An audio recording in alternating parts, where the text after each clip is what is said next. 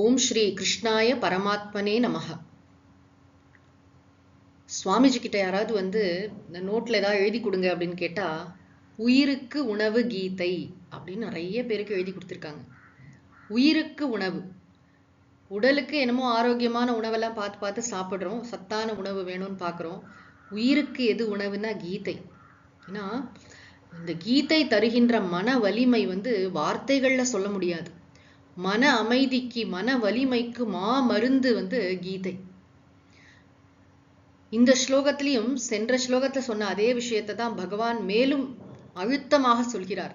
எதுக்குன்னா நம்ம மனசுல இது நன்றாக பதிய வேண்டும், இந்த விஷயங்கள் நம்முடைய ஆழ் மனதிற்கு செல்ல வேண்டும். சும்மா மேல் மனதுல அகாடமிக் இன்ஃபர்மேஷனாக இருந்தால் இது பெரிய பயனை தராது. நானும் படிச்சிருக்கேன் கீதை அப்படின்னு 4 பேருக்கு சொல்லலாமே தவிர, இது உண்மையிலே வாழ்க்கையில ஒரு கிரைசிஸ், நெருக்கடி வரும் பொழுது நமக்கு ஏதாவது நமக்கு மனசுல கொஞ்சம் கூட ஒரு தளராம நம்ம தைரியமாக எதிர்கொள்கிறோம். இதெல்லாம் நம்ம நான் செயல் புரியாதவன், நான் வடிவமற்றவன், என்னை எதுவும் தாக்க முடியாது அப்படிங்கிற ஞானத்துல நம்ம நிலை பெற்று இருந்தாதான் நம்மளால இந்த பெரிய பெரிய காரியங்கள்லாம் கூட இந்த உலகத்துல பண்ண முடியும்னா என்ன, ஆத்மா செயல் புரியாது. ஆனா இந்த உலகத்துல ஏதோ ஒரு சேவை பண்ணணும், நம்மளால ஒரு செயல், இந்த உடல் மன கூட்டமைப்பால் ஏதாவது உயர்ந்த காரியங்களை இறைவன் நடத்த வேண்டும் என்று நினைத்தால் அதை நடத்துவதற்கு எது உறுதுணையாக இருக்கும்னா இந்த ஞானம் தான். இந்த ஞானத்தினால்தான் நம்முடைய நாட்டுல அவ்வளோ சான்றோர்கள் அரிய பெரிய காரியங்களை சாதித்தார்கள், பணபலத்தால் அல்ல. இதுதான் இந்த ஞானம் தான் பெரிய தபஸோடைய பயனே இந்த ஞானம் தான். இந்த ஸ்லோகத்தை படிக்கலாம். अच्छेद्योऽयमदाह्योऽयम् अक्लेद्यो शोष्य एव च नित्यः सर्वगतस्थाणुः अचलोऽयं सनातनः. இதற்கு முந்தின ஸ்லோகத்துல ஆயுதங்கள் இதனை வெட்டாது, அதாவது ஆத்மாவை, என்னை ஆயுதங்கள் வெட்டாது, நீர் நனைக்காது, நெருப்பு எரிக்காது, காற்று உலர்த்தாதுன்னு சொன்னார். அது ஆக்டிவ் வாய்ஸ்ல சொன்னதை பாசிவ் வாய்ஸ்ல சொல்றார் இந்த ஸ்லோகத்துல. அயம் அச்சேத்யஹா. அச்சேத்யஹானா இது சிதைக்க முடியாதது. எவ்வளோ ட்ரை பண்ணாலும் உடம்ப கூறா வெட்டி போடலாம்ப்பா, என்னை வெட்ட முடியாது.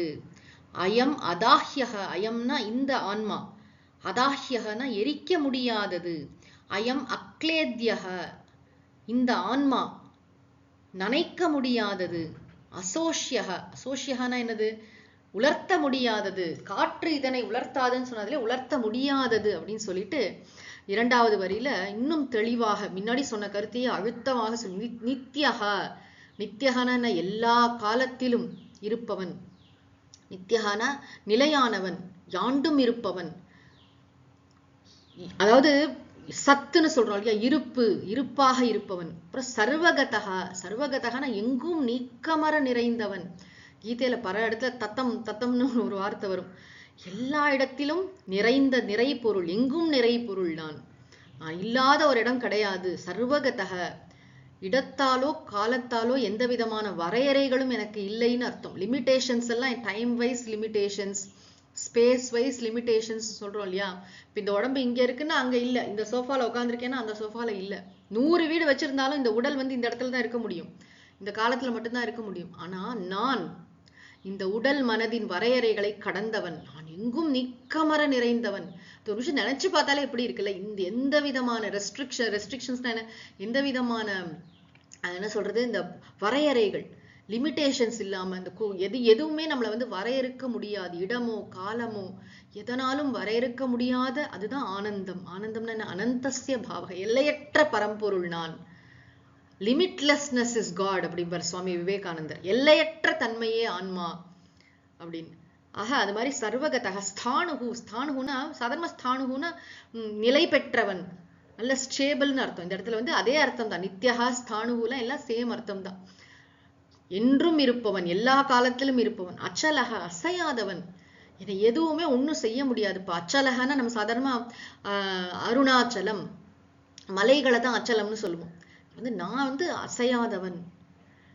அதனாலதான் ராமரை பத்தி சொல்லும் போது கூட அவர் இமயமலை மாதிரி அப்படி இருப்பாராம். திருவள்ளுவர் சொல்றார், நிலையில் திரியாது அடங்கியான் தோற்றம் மலையினும் மானப்பெரிதுன்னு சொல்வார்.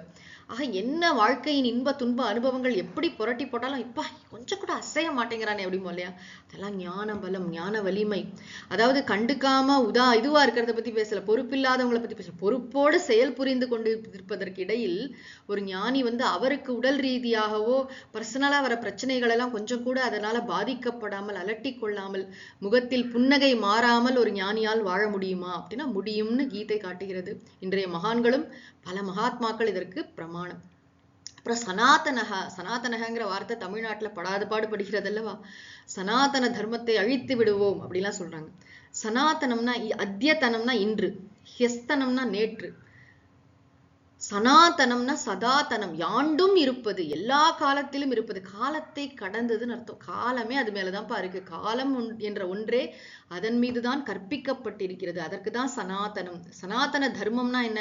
எல்லா காலத்திலும் மக்கள் கடைபிடிக்கக்கூடிய பொதுவான அறங்களை சொல்லக்கூடிய உயர்ந்த தர்மங்கள். சனாதன தர்மம் அப்படின்னு சொல்றோமே, உலகத்துல யாரோ ஒரு சிலருக்கானது, எல்லாருமே நிம்மதியா வாழறதுக்கான வழியை சொல்லக்கூடிய ஒரு தர்மம். அதான் சனாதன தர்மம்னு பேர் வச்சிருக்கோம். ஆக காலத்தை கடந்தவன் அப்படிங்கிற உண்மையும் சனாதன தர்மம் புரிய வைக்கும். ஆக நான் எங்கும் நீக்கமர நிறைந்தவன், எல்லா இடத்திலும் எல்லா காலத்திலும் இருப்பவன், நிலையானவன், அசையாதவன், காலத்தை கடந்தவன். இந்த பேருண்மையை கீதை நமக்கு நன்றாக உணர்த்துகிறது. தொடர்ந்து அடுத்த பகுதியில் காண்போம். ஓம் சாந்தி சாந்தி சாந்தி. हरिः ओम तत्सत्.